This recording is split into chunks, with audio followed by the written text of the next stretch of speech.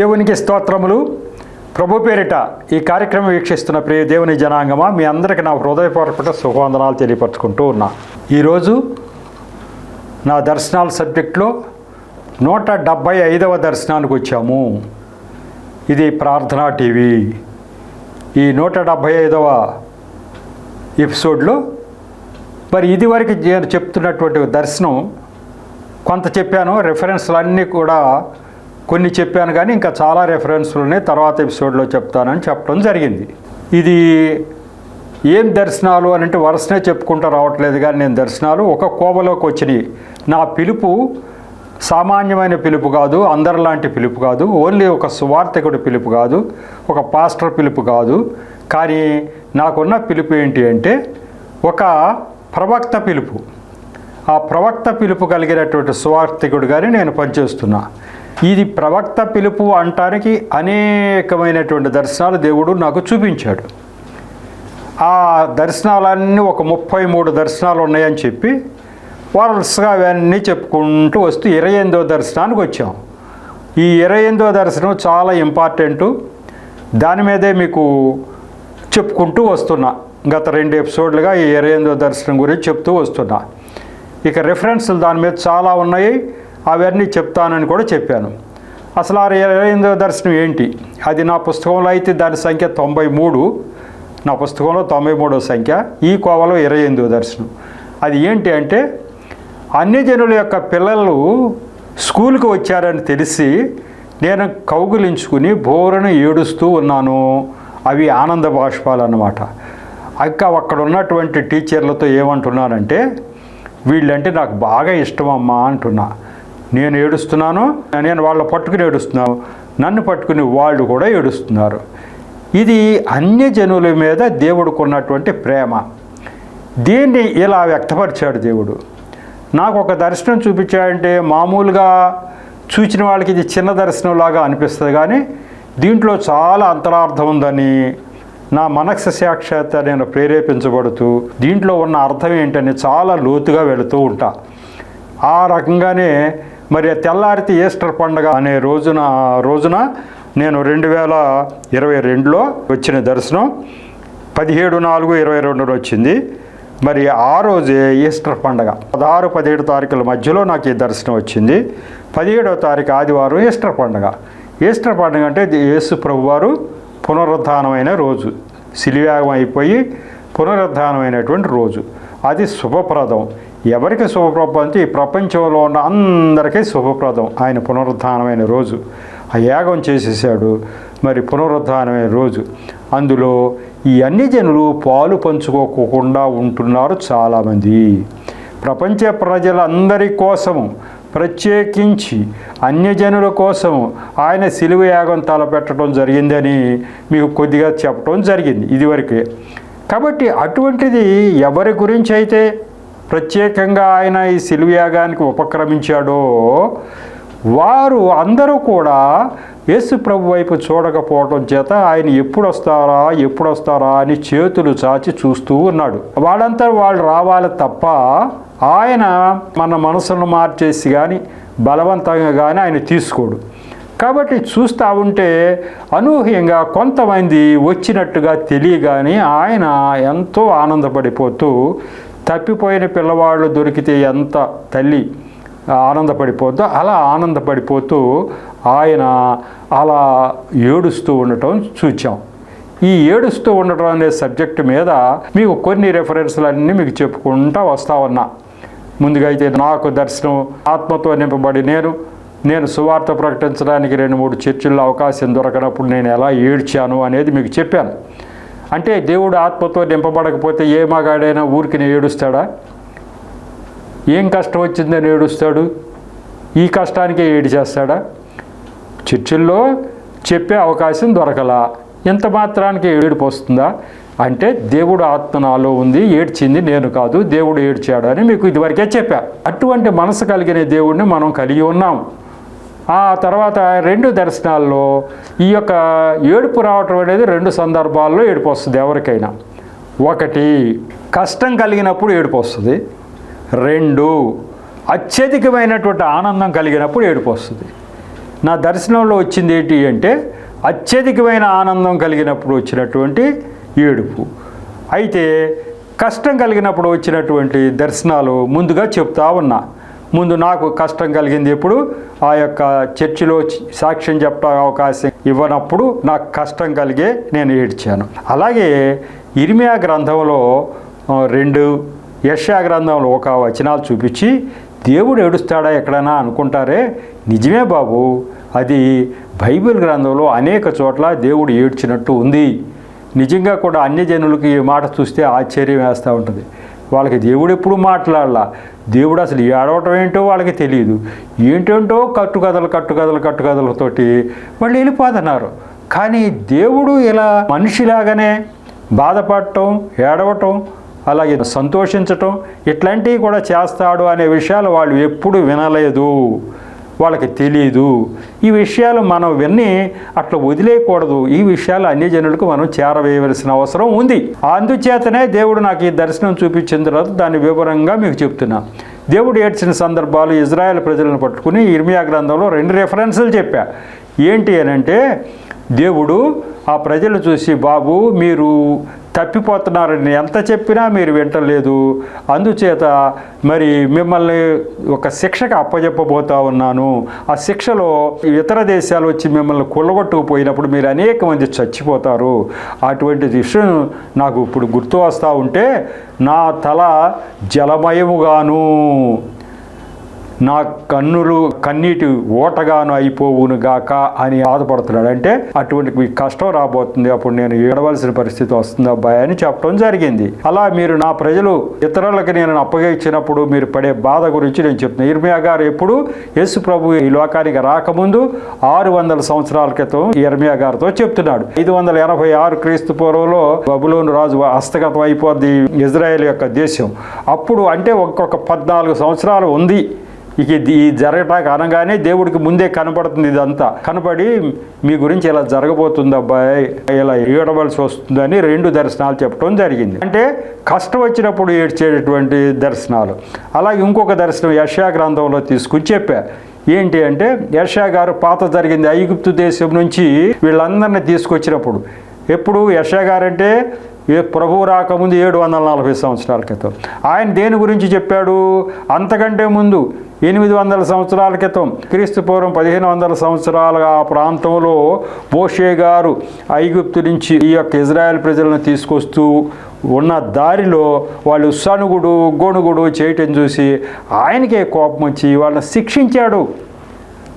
అందులో మధ్యలోనే రాలిపోయేటట్టు చేశాడు. 40 సంవత్సరాల అరణ్యంలో తిరిగేటట్టు చేశాడు. ఇదిగో వాళ్ళు నా యొక్క పరిశుద్ధాత్మను దుఃఖింపచేయగా నేనే వారికి శత్రువునై వారిని నిర్మూలన చేశాను అని చెప్పి ఓసారి గుర్తు చేశాడు యెషయా గారి ద్వారా. ఈ 3 కాక దుఃఖం వచ్చినప్పుడు దేవుడు ఏడ్చిన సందర్భాలు ఇంకా 2 ఉన్నాయి. ఇంకా బైబిల్లో చాలా ఉంటాయి మనం వెతికితే, కానీ మనకు తెలియదు అసలు దేవుడు ఎక్కడ ఏడ్చాడు, ఎందుకు జరుగుద్ది అనే విషయం. మనకు అందరి ఊరికే కథలు చెప్తాము, అన్ని మంచి మంచి స్టోరీలాగా చెప్పుకుంటూ వెళ్ళిపోతాం, కానీ దేవుడు ఏడ్చిన సందర్భాలు ఉన్నాయా అని మనకు తెలియదు. దేవుడు మరి ఇజ్రాయెల్ ప్రజల గురించి ఏడుస్తాడా, మిగతా వాళ్ళ గురించి ఏడవడా అనేది కూడా ఉంది. మిగతా వాళ్ళ గురించి కూడా ఏడుస్తాడట. అది చాలా ఇంపార్టెంట్. ఇవి రోజు నేను చెప్పబోతున్నా. మోయాబు దేశం అనేది ఒక దేశం ఉంది. ఆ మోయాబు దేశము, మోయాబీలు అమ్మోనీయులు అనేవాళ్ళు ఈ యొక్క ఇజ్రాయెల్ ప్రజలు కారు. ఆ లోతు సంతానంగా వాళ్ళు వేరే ప్రజలు వాళ్ళు. ఆ మోయాబు దేశం గురించి మనకు బైబిల్ గ్రంథంలో చాలా చోట్ల వస్తుంది. నయోమి అని ఆమె రూతు అత్తగారు ఆ మోయాబు దేశానికి వెళ్ళటం, అటువంటి కథలన్నీ మనం విన్నాం. కానీ ఈ నయోమి ఎప్పుడు మోయాబు దేశానికి వెళ్ళింది ఎప్పుడు, ఇటువంటి ఎవరో సరిగ్గా తెలియదు. నేను చెప్తా, ఇవన్నీ సంవత్సరాలు మీరు కరెక్ట్గా నా యొక్క ప్రసంగాలు మరి చదువుకునే పిల్లలు బాగా చూస్తూ ఉన్నారు. వాడి దగ్గర నుంచి నాకు వచ్చే ఫోన్లు బట్టి అర్థమవుతుంది. అంకుల్ మీరు ఈ యొక్క జ్ఞానం అంతా మాకు ఇస్తున్నారు, మాకు చాలా ఉపయోగపడుతుంది. ఎవరు చెప్పనివి, ఎవరు స్పృశించని ఇటువంటి కాలాలు సమయాలను మీరు చెప్తా ఉన్నారు. బైబిల్ గ్రంథంలో ఇవి ఉన్నాయని మాకు తెలియదు. బైబిల్ గ్రంథంలో మామూలు బైబిల్ గ్రంథంలో ఉండవు, కానీ డిస్క్రిప్టివ్ బైబిల్లో స్టడీ బైబిల్స్లో ఉంటాయి కాబట్టి నేను చెప్తున్నా కదా. అవన్నీ వాళ్ళు ఎప్పుడు చూచి ఉండరు. కాబట్టి జనరల్గా పాస్టర్లుగా కూడా చూడరు అవన్నీ. అందుచేత నేను చెప్పిన వాళ్ళకి ఆశ్చర్యంగా ఉంది. ఈ సంవత్సరాలు మాకు బాగా ఉపయోగపడుతున్నాయి, మీరు చెప్పండి, కంటిన్యూ చేయండి, ఈ జ్ఞానమే మాకు కావాలి. మామూలుగా ఉన్నదన్నట్టు బైబిల్లో చెప్తూ అందరూ చెప్తున్నారు, కానీ ఈ జ్ఞానం మాకు కావాలి అని చెప్పి అనేక మంది దగ్గర నుంచి నాకు ఫోన్లు వస్తున్నాయి. వాళ్ళు బాగా వింటున్నారు. అందుచేత మీకు సంవత్సరాలు నొక్కి అక్కడి నుంచి చెప్తున్నా ఎప్పుడు జరిగింది ఈ కథ అనేది చెప్పాలి, ఎక్కడ జరిగినా కూడా. వరకు చెప్తున్నాం కదా, ఇర్మియా గారు ఏడ్చినటువంటి 2 సందర్భాలు మీకు చెప్పా. యెషయా గారి ద్వారా, ఇర్మియా అంటే ఇర్మియా ఏడవడు, యెషయా అంటే యెషయా ఏడవడు. ఆ వాళ్ళలో ఉన్నటువంటి దేవుడు ఏడుస్తాడు, ఆత్మ. వాళ్ళలో దేవుడు ఆత్మ ఉండి వాళ్ళు ఏడవటం అంటే దేవుడు ఏడుస్తూ ఉంటాడు.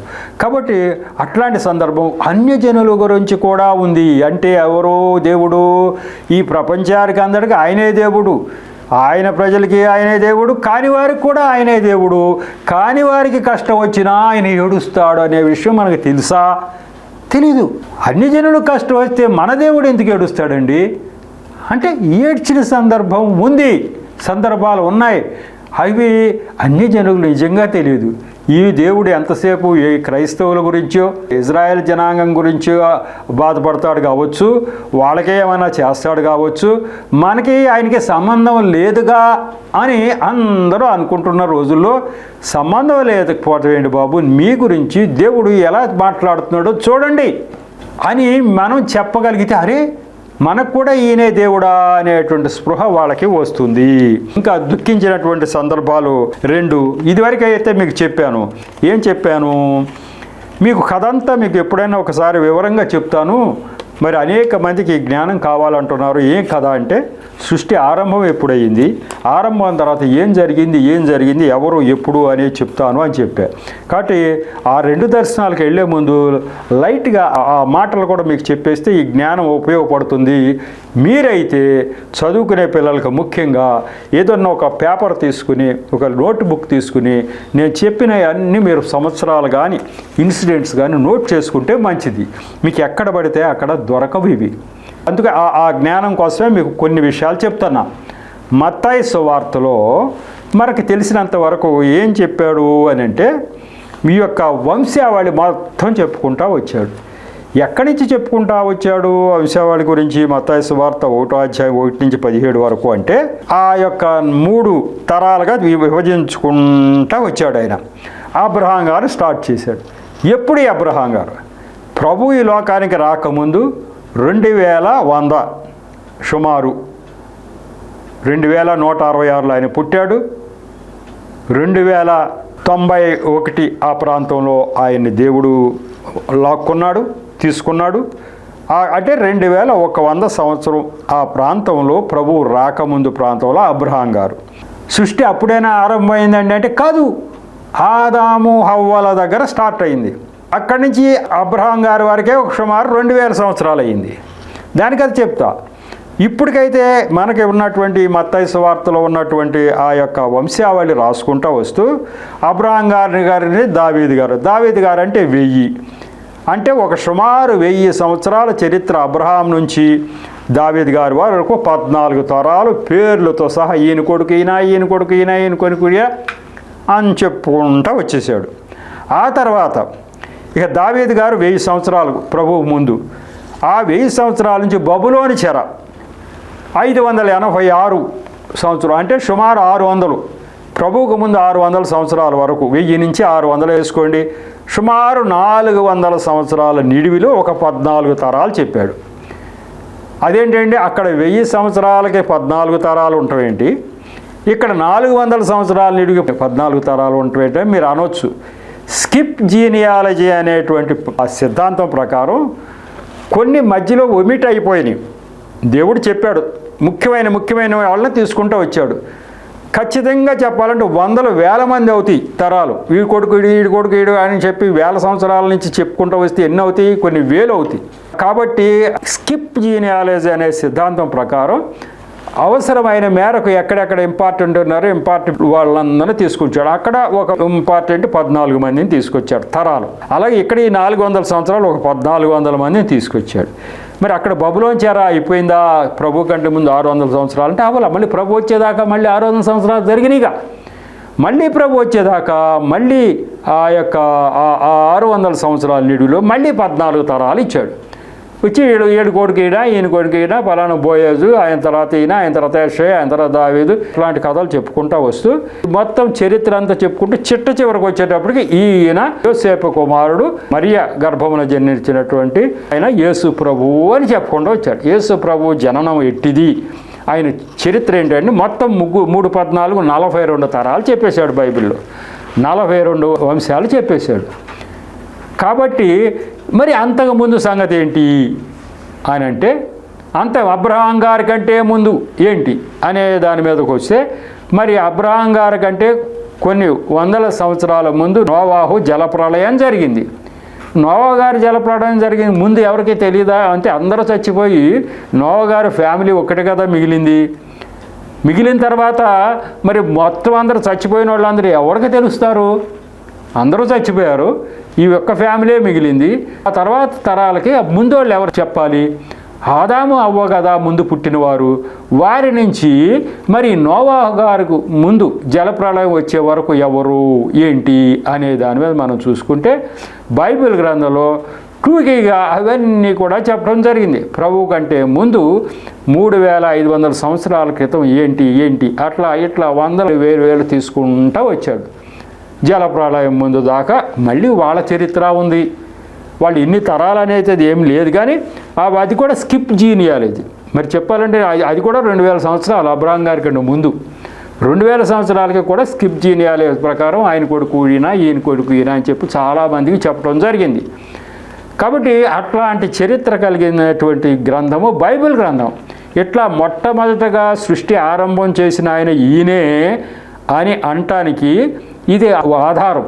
ఆ సృష్టిలో మొట్టమొదటిగా ఒక స్త్రీని ఒక పురుషుణ్ణి సృష్టించి అక్కడి నుంచి అందరూ వచ్చారని చెప్పడానికి ఈ గ్రంథం ఒకటే ఆధారం. ఈ ప్రపంచంలో ఏ గ్రంథంలో, ఏ దైవ గ్రంథంలో కూడా ఈ మాటలు చెప్పబడాల.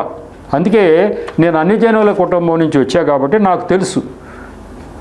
నేను కానీ మా వాళ్ళు కూడా అందరూ అంటుంటారు, సృష్టి ఆరంభం ఎప్పుడో ఎవరికి తెలియదు, అసలు సృష్టి ఎట్లా జరిగిందో ఎవరికి తెలియదు, అదేదో సూపర్ పవర్ ఉండి ఉంటుంది, అది మనకు కాదు కదా, మనం దేవుళ్ళుగా చెప్పుకునే వాళ్ళకు కూడా తెలియకపోవచ్చు అని అంటారు. సృష్టికర్త ఎవరయ్యా మీ దేవుళ్ళు అంటే ఫలాని వాళ్ళని లేదు. సృష్టికర్త ఆయన ఈ భూమి ఎట్ట వచ్చిందో, సూర్యుడు ఎట్ట వచ్చాడో అన్నీ చెప్పాలి కదా. మరి మీ దేవుళ్ళు ఎవరైనా చెప్తారంటే మా వాళ్ళు ఎవరో చెప్పలే. మా దేవుళ్ళు వచ్చేసరికి సూర్యుడు ఉన్నాడు, చంద్రుడు ఉన్నాడు, భూమి ఉంది, అన్నీ ఉన్నాయి. అదేంటి మా దేవుడు వచ్చేసరికి ఇవన్నీ ఉన్నాయన్న, మరి అవి చేసిన ఆయన ఎవరు చెప్పరా మీరు అంటే, అది ఎక్కడ ఉండదో ఎవరికి తెలియదు. ఇది లెక్క. అది ఎక్కడ ఉండదో ఎవరికి తెలియదు. మా దేవుళ్ళు అయితే ఉన్నారు, మా కథలు ఉన్నాయి, కానీ వాళ్ళు వచ్చేటప్పుడు కూడా మనకులాగానే అన్నీ ఉన్నాయి. మరి ఇవన్నీ ఎట్లా వచ్చినాయి అబ్బాయి? మనుషులు ఎట్టున్నారు, మనుషులు ఎట్లా వచ్చారు అబ్బాయి? ఆ మాట మాకు తెలీదు, మాకు ఎవరు చెప్పలా. ఇది కదా. అనేక గ్రంథాలు నేను పరిశీలించిన నాకు దొరకలా ఆ రోజుల్లో. ఇక మనకెందుకులే దొరకని దాని గురించి ఎవరికి తెలియదని మనం ఊరుకున్నాం. కానీ తెలిసిన వారు, ఈ విషయాలన్నీ తెలిసిన వారు ప్రపంచంలో ఒక బైబిల్ గ్రంథం చదివిన వారు ఈ క్రైస్తవులకే తెలుసు. మరి వీళ్ళు చెప్పకపోతే ఇక ఈ ప్రపంచంలో ఎవరు చెప్పేవాళ్ళు లేరు. మరి మనం చెప్పాలా వద్దా? తెలిసిన వాళ్ళు మనమే, ఇంకొకరు లేరు, మనమే చెప్పాలి. మరి బైబిల్ గ్రంథం ఎంత వివరంగా మనం చెప్పుకోకుండా ఎంతసేపు వాళ్ళకలాగానే ఈ కథ జరిగింది, ఆ కథ జరిగింది అని కథలు చెప్పుకోవటం, వాళ్ళు వచ్చేటప్పటికే అవన్నీ ఉన్నట్టుగా చెప్పుకుంటూ వెళ్ళిపోతే అసలు ఆయన ఎవరు చెప్పాలి? అసలు ఆయన ఫలానా ఆయన యెహోవా దేవుడు. బైబిల్ గ్రంథంలో ఈ వృత్తాంతం అంతా ఉంది. కొంతమంది అనవచ్చు, అతో ఒక మిత్రుడు అన్నాడు కూడా, ఏముందండి మనుషులు రాసేగా మా కథలు ఎట్లా కల్పనగా రాసుకున్నారో మీరు అట్లా కల్పనగా రాసి ఉంటారు అన్నాడు ఒక ఆయన. ఆయనకి తెలుసు ఆయన కథలన్నీ కల్పనలన్నీ. మా కథలన్నీ అలా కల్పనలో, మీకు కూడా ఎవరో ముందోళ్ళు ఎవరో రాసేసి ఉంటారు. మోషే ఎవరో అంటున్నారు కదా మీరు, స్టార్టింగ్లో ఆదికాండం రాసిన ఆయన ఆ కథ అల్లే ఉంటాడు అన్నాడు. నో, ఇది కథ అల్లింది కాదు. కథ అల్లింది ఒక రకంగా ఉంటుంది. కథ అల్లిన వాడికి తెలిసినంత వరకు వాడు ఒక మనిషిని బట్టి ఈ మనిషి చరిత్ర ఇదైతే ఇంత అని గొప్పలు చెప్పేసి ఒక రాజు ఉన్నాడు అనుకో, ఆయన మంచివాడు అంటే ఇక మంచి అంటే విపరీతమైన మంచి ఉన్నట్టు, ఆయన కొంచెం బలం ఉందంటే విపరీతమైన బలం ఉన్నట్టు, లేకపోతే ఆయన బాణం వేస్తే ఏదో వర్షం పడినట్టు, వర్షం ఆగినట్టు. బాణం వేస్తే వర్షం ఎందుకు ఆగుతుంది? అదే మంత్రం చదివాడు, మంత్రం చదివితే వర్షం వచ్చేద్దా? బాణం వేస్తే వెళ్ళి మనిషి కొట్టుకుంటుంది, గట్టిగా కొట్టుకుంటుంది, ఒకటి చేస్తాడు, ఇద్దరు చేస్తారు. బాణం వేస్తే ఇవన్నీ వచ్చినాయి, ఇవన్నీ కట్టుకదలే కదా, అప్పుడు ఉన్నది ఇప్పుడు లేదు కదా. కాబట్టి ఇదంతా కూడా దేవుళ్ళు అండి, దేవుళ్ళకి అలా అవుతాయి అని అంటుంటారు. సరే దేవుడేనయ్యా ఇవన్నీ పక్కన పెట్టు. ఇప్పుడు వాళ్ళనే దానికి దీనికి తేడా ఉంది. వాళ్ళు అల్లిన కథలో అల్లటానికి వీలైన కథ అంతవరకే. సూర్యుడు ఎట్లా వచ్చాడు, చంద్రుడు ఎట్లా వచ్చాడు, భూమి ఎట్లా వచ్చిందని వాడు కథ అల్లటానికి లేదు, బేస్ తెలియదు అసలు. భూమి ఎట్లా వచ్చింది అని అంటే దీనికి బేసే లేదు, తెలియక ఏదో చెప్పారు. భూమి అంటే నిజమే భూమి ఉంది, దీని కింద ఏదో ఉంటుంది, ఎవరో మోస్తుంటాడని ఒక్కొక్కడు ఒక కథ చెప్పాడు. దీని కింద పలానా ఆయన మోస్తూ ఉంటాడు, అట్లాస్ అనే ఆయన మోసేవాడు, లేకపోతే అదేదో పాము మోస్తుంది తల మీద అని, ఇట్లా రకరకాలుగా కథలు అల్లేశారు. ఎందుకు? తెలియక. అంటే ఇది చెప్పలేని కథ, కల్పించలేనిది వాళ్ళు కల్పించలేకపోయారు. కానీ బైబిల్ గ్రంథం దేవుడు రాయించాడు అంటాకు రుజువు ఏంటంటే, మోషే గారు వెళ్తే కూడా ఒక కథ అట్లా అల్లాలి, అట్లా జరగల. యోబు గ్రంథం నుంచి మనం చూసుకుంటూ వస్తే భూమి అనేది ఈ గాలిలో నిలబెట్టి ఉంచాను నేను అని చెప్పాడు దేవుడు. అంతే, గాలిలో నిలబెట్టి ఉంచా అన్నాడు. అది బైబిల్ చరిత్ర. ఈ మాట ఎవరైనా సరే చెప్పగలిగారా? ఎవడైనా ఊహకు అందుతుందా ఇది? అలాగే భూమి అనేది మీరు అనుకున్నట్టుగా బలపరుపుగా లేదబ్బాయి, గుండ్రంగా బంతిలాగా ఉంది అబ్బాయి అని కూడా చెప్పేశాడు ఈయన. అసలు ఈ శాస్త్రజ్ఞులు 500-600 సంవత్సరాల క్రితం కనుక్కున్నటువంటి విషయాలు ఇవి. ఎంతో పరిశోధనలు చేసి, వేల సంవత్సరాల పరిశోధనలు చేసి కనుక్కున్న విషయాలు ఇవి. ఈ బైబిల్ గ్రంథంలో ఉన్నాయి ఇవి. ఇప్పుడు మోషే గారు రాశారంటే ఇప్పటికి 3500 సంవత్సరాల క్రితం మోషే గారి నోటికి చెప్పి దేవుడు రాయించిన మాటలు ఇవి. అయితే అది ఇప్పుడు 500-600 సంవత్సరాల క్రితం శాస్త్రజ్ఞులు కనుక్కున్న దాంతో మ్యాచ్ అయ్యింది. కాబట్టి ఇది కల్పిత కథ కాదు, ఇది నిజమైన దేవుడే చెప్పాడు. మోషే గారు రాయలా, దేవుడు ఆత్మ ఆయనలో ఉండి చెప్పి రాయించింది. ఇప్పుడు దీన్ని బట్టి మీకు అర్థమవుతుంది కదా. పోనీ జలప్రళయం ముందు ఎవరైనా చెప్పగలరా? జలప్రళయం ముందు ఈ పలానివాడు అని చెప్పగలరా ఎవరన్నా? మొత్తం చరిత్ర అంతా కూడా బైబిల్ గ్రంథంలో చెప్పబడి ఉంది. జలప్రళయం తర్వాత మొత్తం ఉంది. మళ్ళీ నోవా గారి దగ్గర నుంచి మొత్తం చరిత్ర యేసు ప్రభు వారు వచ్చేంత వరకు ఉంది. యేసు ప్రభు వచ్చిన తర్వాత మళ్ళీ చరిత్ర మామూలుగా మనం రాసుకున్నాం. అంటే బైబిల్ గ్రంథం బేస్ చేసుకున్నది ఎందుకు అని అంటే, మనం ఆయన సృష్టికర్త అనటానికి రుజువు ఇది. ఈ సంవత్సరాలు మీకు ఎందుకు చెప్తున్నానంటే, ఇది ఎవరికీ తెలియదు. ఇది తెలియని కల్పనలు అట్లా ఉంటాయంటే, కల్పనలు ఎలా ఉంటాయంటే తెలియదు మనకి. ఎప్పుడో మనకు 200 సంవత్సరాల క్రితం ఒక మంచి రాజు పరిపాలించాడని వీళ్ళు చెప్తూ ఉంటారు. ఆ రాజు దేవుడని ఒక ఆయన సృష్టించేస్తాడు, అట్లా అని ఇట్లా అని చెప్తాడు. ఆయనకి తెలియని మట్టికి వదిలేస్తాడు, తెలిసిన మట్టికి విపరీతంగా కథలు అల్లేస్తూ ఉంటాడు. అట్లాంటి కథలే మనకి భారతదేశంలో కూడా ఉన్నాయి. ఇది ఎప్పుడు అనేది ఎవరికీ తెలియదు. ఎందుకే వాళ్ళకి తెలియక కథ అయితే ఉంది, తెలియదు కాబట్టి ఇది ఇన్ని లక్షల సంవత్సరాల క్రితం అండి అన్నారు. లక్షలంట. అసలు మనిషి పుట్టిందే ఇప్పుడు 6700 సంవత్సరాల తర్వాత. భూమి ఆకాశాలు ఎప్పటి నుంచో ఉన్నాయి, సృష్టి ఉంది. కానీ మనిషి మాత్రం ఈ భూమి మీద పుట్టడం ఇప్పటికీ 7000 సంవత్సరాల క్రితమే మనిషి పుట్టడం జరిగింది. 1,00,000 సంవత్సరాల క్రితం ఈ కథ ఎట్లా జరిగిద్దండి మనిషే లేకోకుండా? అసలు బట్టలు కట్టుకోవటమే చేత కాకుండా ఉన్న రోజులు మనకి ఆధారాలతో సహా ఉన్నాయి. ఎప్పుడది? యేసు ప్రభు వారు ఈ లోకానికి రాకముందు ఆదిమ జాతులు 3000 సంవత్సరాల క్రితం వాళ్ళు అసలు బట్టలు ధరించటం చేతకాని పరిస్థితులు, సింధులోయ నాగరికత, అవి ఎంతో అబ్బురంగా మనం చెప్పుకుంటాం. సింధులోయ నాగరికత ఎప్పుడండి? ప్రభువు రాకముందు 3000 సంవత్సరాల లోపే. అది అయ్యో ఆ రోజుల్లోనే వాళ్ళు మట్టి కాల్చి ఇటుకలు చేశారట అని గొప్పగా చెప్పుకున్నాం. అంటే ఇటుక చేయటం అనేది అసలు తెలియని రోజుల్లో. ఇదిగో పాలాను వాళ్ళు బాణం వేయటం నేర్చుకున్నారట, బాణం వేయటం అనేది అప్పుడే నేర్చుకున్నారట. అని ఈ కథల్లో ఉంది. ఎప్పుడు ప్రభువు రాకముందు 3000 సంవత్సరాల లోపులోనే ఈ కథలన్నీ ఉన్నాయి. అటువంటిది లక్షల సంవత్సరాల క్రితం ఏంటో రాజులని, రాజ్యాలని, దేవుళ్ళని, ఈ పరిపాలన అని మనం చెప్పుకుంటూ అంటే అర్థం ఏంటంటే కల్పన. వాళ్ళకి తెలియదు కాబట్టి ఏదో ఒకటి కల్పించి రాయటమే తప్ప ఇది లేదు. కానీ బైబిల్ గ్రంథంలో అలా కాదు. బైబిల్ గ్రంథంలో చెప్పాడు, బాబేలు గృహ వరకు ఒకే వాళ్ళకి నోటికి వచ్చిన భాష ఒకటి మాట్లాడుతూ ఉన్నారు. బాబేలు గృహ తర్వాత భాషలో దేవుడు మార్చాడు అని చెప్పాడు. అంతే. ఎట్లా మారిపోతాయండి భాషలు? ఒక మనిషి పుట్టాడు, ఒక మనిషి ద్వారా దేశం అంతా అన్ని దేశాలకి వెళ్ళిపోతే మాట ఏమవుతుంది? వాడు మాట్లాడింది వీడు మాట్లాడింది అందరితో ఒకటే మాట ఉంటుంది కదా, ప్రపంచం అంతా ఒకటే మాట ఉంటుంది కదా. ఒక మాట కొంచెం యాస, ఆ డైలెక్ట్ అదేమైనా మారాలి కానీ ఒకటే ఉండాలి కదా. అసలు శాంతం ఒక మాటకి ఒకదానికి భిన్నం. ఇంగ్లీషు నేను అబ్జర్వ్ చేస్తే వెనక నుంచి అర్థాలు వస్తాయి, ఇంగ్లీష్కి వెనక నుంచి వస్తాయి అర్థాలు. అట్లా ఏంటి ఇదంతా? ఎట్లా మారిపోయినాయి ఇదంతా? ఎందుకు మారిపోయినాయి అంటే దేవుడే మార్చాడు అని చెప్పాడు. ఎప్పుడు ఇదంతా? ప్రభువు రాకముందు 2500 సంవత్సరాలలో జరిగినటువంటిది బాబేలు గోపురం చరిత్ర. అట్లా అప్పటి వరకు కూడా భాషలే లేవు. జనం అందరూ చెదరగొట్టబట్టం, మరి అటు ఇటు వెళ్ళిపోవటం, ఇదంతా కూడా అప్పటి నుంచి జరిగినటువంటి చరిత్ర.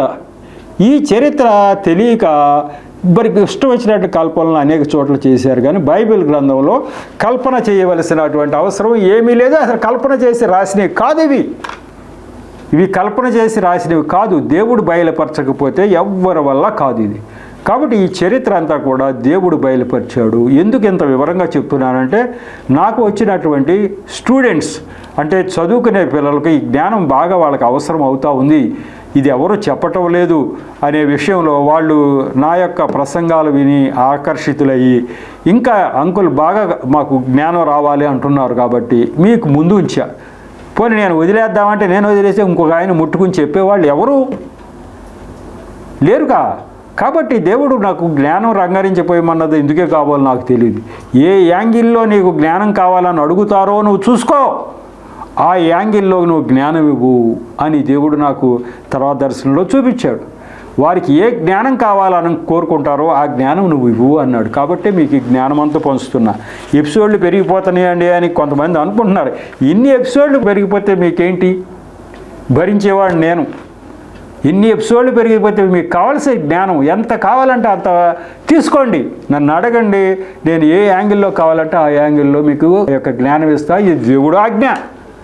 కాబట్టి ఎపిసోడ్లు ఎన్నెన్నో వెళ్ళిపోయాయి కాక మీకు కావలసిన జ్ఞానం నేను ఇవ్వవలసి ఉంది. ఇప్పుడు మరి అసలు సబ్జెక్టు ఇంకా 2 దేవుడు ఏడ్చిన సందర్భాలు, అన్యజనులకు కష్టం వచ్చినప్పుడు దేవుడు ఏడ్చిన సందర్భాలు 2 చెప్తాను అని చెప్పా. అది తర్వాత ఎపిసోడ్లోకి తీసుకెళ్తా. ఇప్పటికైతే ఈ యొక్క 175వ ఎపిసోడ్ని ముగించుకుందాం. దేవుడు ఈ యొక్క మాటలని సాక్ష్యాన్ని దీవించునుగాక. చిన్న ప్రార్థన చేసి ముగిస్తా. కృపగల దేవ, మహాపరిశుద్ధుడా, ప్రేమగల తండ్రి, ప్రభువా మీకు వందనాలు స్తోత్రాలు చెల్లించుకుంటున్నా తండ్రి. ఈరోజు ఈ 175వ ఎపిసోడ్ను కూడా తగిన నడిపింపు నాకు దయచేశారు. నన్ను మరుగుపరిచారు. నా నోటి ద్వారా మీరు మాట్లాడారు. అలాగే ప్రభువా వింటున్న బిడ్డల హృదయాలు తెరిచి విషయం అంతా గ్రహించే శక్తిని వారికి దయచేసి ఆశీర్వదించినందుకు వందనాలు స్తోత్రాలు.